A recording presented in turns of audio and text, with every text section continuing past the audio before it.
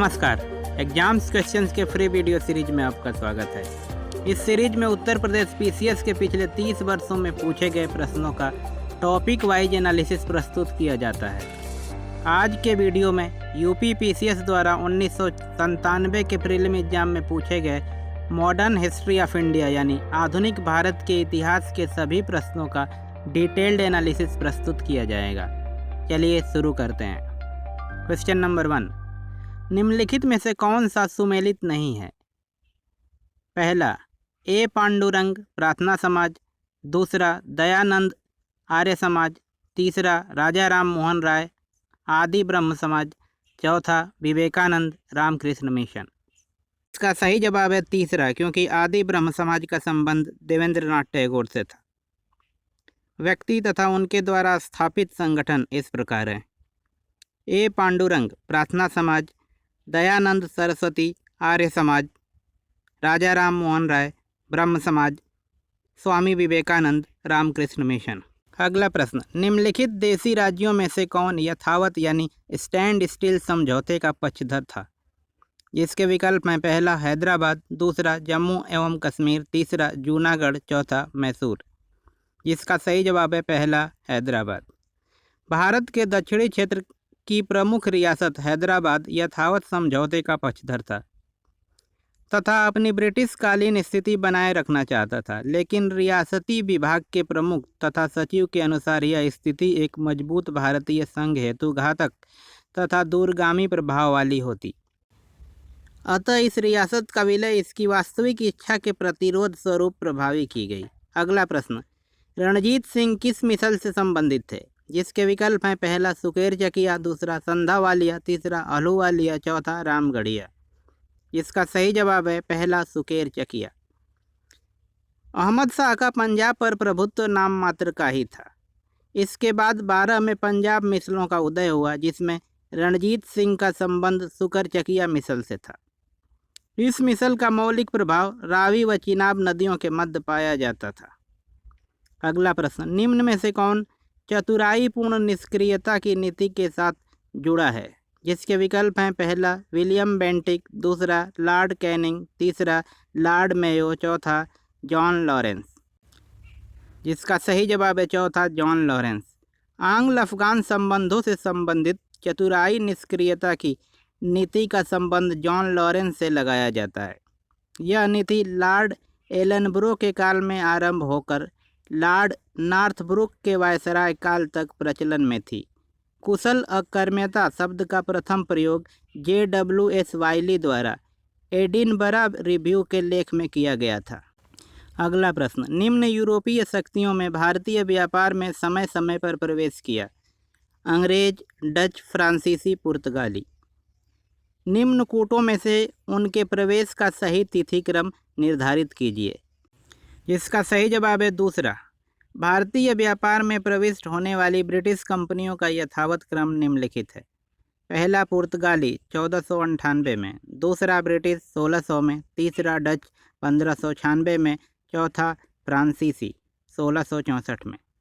अगला प्रश्न, निम्नलिखित में से कौन भारतीय राष्ट्रीय कांग्रेस स्थापना अधिवेशन में उपस्थित नहीं थे? इसके विकल्प हैं: पहला दादा भाई नौरोजी, दूसरा ई सुब्रमण्यम, तीसरा जस्टिस रानाडे, चौथा सुरेंद्रनाथ बनर्जी।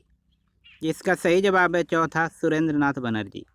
भारतीय राष्ट्रीय कांग्रेस के स्थापना अधिवेशन में सुरेंद्रनाथ बनर्जी उपस्थित नहीं थे। सुरेंद्रनाथ बनर्जी 1896 में इंडियन एसोसिएशन की स्थापना को मूर्त रूप प्रदान किया था, जिसके तत्वाधान में प्रथम अखिल भारतीय राष्ट्रीय सम्मेलन 1883 में आयोजित किया जा चुका था। दूसरा 1885 में आयोजित होने का प्रस्तावित था।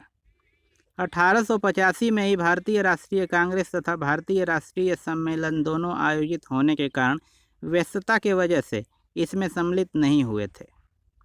अगला प्रश्न, लाल बाल और पाल त्रिगुट का कौन व्यक्ति भारतीय राष्ट्रीय कांग्रेस का अध्यक्ष हुआ? जिसके विकल्प हैं: पहला लाला लाजपत राय, दूसरा बाल गंगाधर तिलक, तीसरा विपिन चंद्र पाल, चौथा इनमें से कोई नहीं। इसका सही जवाब है पहला लाला लाजपत राय। लाल बाल व पाल त्रिगुट में से केवल लाला लाजपत राय ने ही भारतीय राष्ट्रीय कांग्रेस के 1920 में कलकत्ता में आयोजित विशेष अधिवेशन की अध्यक्षता की थी। इसके अतिरिक्त बाल गंगाधर तिलक ने भी 1918 में आयोजित होने वाले अधिवेशन हेतु अध्यक्ष निर्वाचित किए गए थे, लेकिन मानहानि मुकदमे में पैरवी के प्रकरण के कारण वे उपस्थित नहीं हो सके। अगला प्रश्न, सूची 1 को सूची 2 से सुमेलित कीजिए। सूची 1 समाचार पत्र, सूची 2 संपादक। सूची 1 में हिंदू, सुधारक, वॉइस ऑफ इंडिया, बंगाली। सूची 2 में दादा भाई नौरोजी, गोपाल कृष्ण गोखले, जी सुब्रमण्यम अय्यर, सुरेंद्र नाथ बनर्जी। जिसका सही सुमेल इस प्रकार है: हिंदू जी सुब्रमण्यम अय्यर, सुधारक Gopal Krishna Gokhale, voice of India दादा भाई नौरोजी, बंगाली सुरेंद्र नाथ बनर्जी। अगला प्रश्न, निम्नलिखित में से किस अधिनियम द्वारा भारत के गवर्नर जनरल को अध्यादेश जारी करने की शक्ति प्रदान की गई? जिसके विकल्प हैं: पहला चार्टर्ड एक्ट 1833, दूसरा भारतीय परिषद अधिनियम 1861, तीसरा भारतीय परिषद अधिनियम 1892, चौथा भारतीय परिषद अधिनियम 1909। जिसका सही जवाब है दूसरा भारतीय परिषद अधिनियम 1861। ब्रिटिश काल में गवर्नर जनरल को अध्यादेश जारी करने की शक्ति 1861 में पारित भारतीय परिषद अधिनियम द्वारा दी गई थी। इस प्रकार संकटकालीन अवस्था में विधान परिषद की अनुमति के बिना ही अध्यादेश जारी किया जाने का अधिकार प्राप्त हो गया तथा यह 6 मास तक लागू रह सकता था।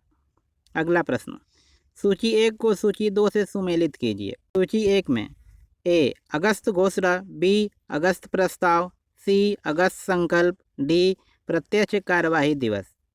सूची 2 में पहला लॉर्ड लिंगलिथगो, दूसरा माउंटेग्यू, तीसरा मोहम्मद अली जिन्ना, चौथा महात्मा गांधी।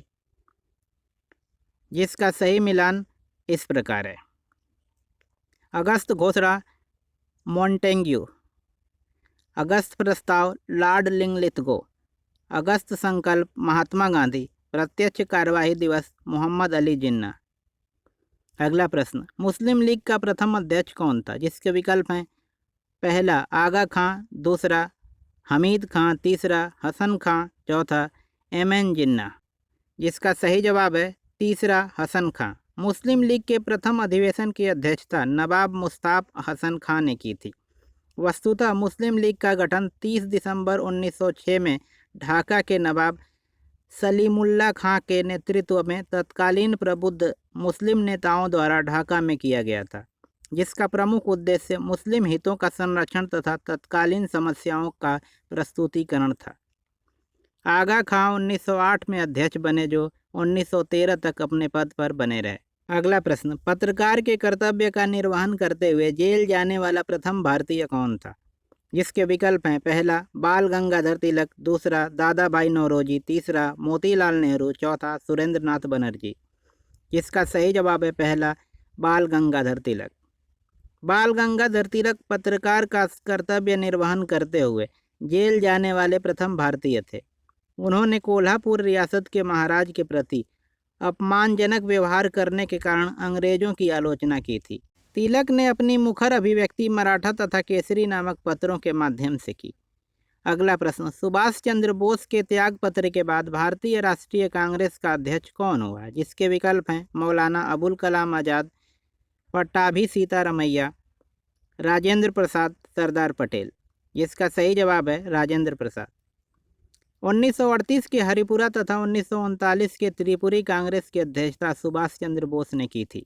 1939 में गांधी जी द्वारा समर्पित उदारवादी पट्टाभी सीतारमैया को हराने के कारण बोस को कांग्रेस कार्यकारिणी में अत्यधिक अंतर्विरोध का सामना करना पड़ा, जिसके कारण उन्होंने कांग्रेस अध्यक्ष पद तथा सदस्यता से त्यागपत्र दे दिया था। त्यागपत्र के परिणाम स्वरूप डॉक्टर राजेंद्र प्रसाद को अध्यक्ष बनाया गया था। अगला प्रश्न, आज़ाद हिंद फौज का विचार किसने सुझाया? जिसके विकल्प हैं: पहला मोहन सिंह, दूसरा निरंजन सिंह गिल, तीसरा शहनवाज, चौथा सुभाष चंद्र बोस। जिसका सही जवाब है पहला मोहन सिंह। आज़ाद हिंद फौज के सृजन का विचार सर्वप्रथम मोहन सिंह नामक ब्रिटिश भारतीय सेना के ऑफिसर के मन में आया था। इस फौज का विचार वस्तुतः जापानियों द्वारा भारतीय युद्धबंदियों को सोहन सिंह के अधीन करने के बाद अत्यंत मुखर रूप प्राप्त कर गया था। अगला प्रश्न, भारत छोड़ो आंदोलन के समय निम्नांकित में से किसने कांग्रेस रेडियो का प्रसारण किया? जिसके विकल्प हैं, पहला अरोड़ा आसफ अली, दूसरा जयप्रकाश नारायण, तीसरा उषा मेहता, चौथा उपरोक्त में से कोई नहीं। इसका सही जवाब है तीसरा, उषा मेहता। भारत छोड़ो आंदोलन के समय कांग्रेस रेडियो का प्रसारण उषा मेहता द्वारा किया गया था। यह रेडियो प्रसारण 9 अगस्त 1942 को गांधी जी व अन्य कार्यकारिणी सदस्यों को गिरफ्तार कर लिए जाने के कारण अस्तित्व में आई, ताकि ब्रिटिश शासकों को भारत छोड़ने हेतु विवश किया जा सके और इस रूप में आंदोलन को जारी रखा जा सके। इसी क्वेश्चन के साथ इस साल पूछे गए मॉडर्न हिस्ट्री के प्रश्न समाप्त हुए। इसका PDF डाउनलोड करने के लिए आप एग्जाम्स क्वेश्चंस के टेलीग्राम चैनल को ज्वाइन कर सकते हैं, जिसका लिंक डिस्क्रिप्शन बॉक्स में दिया गया है। धन्यवाद।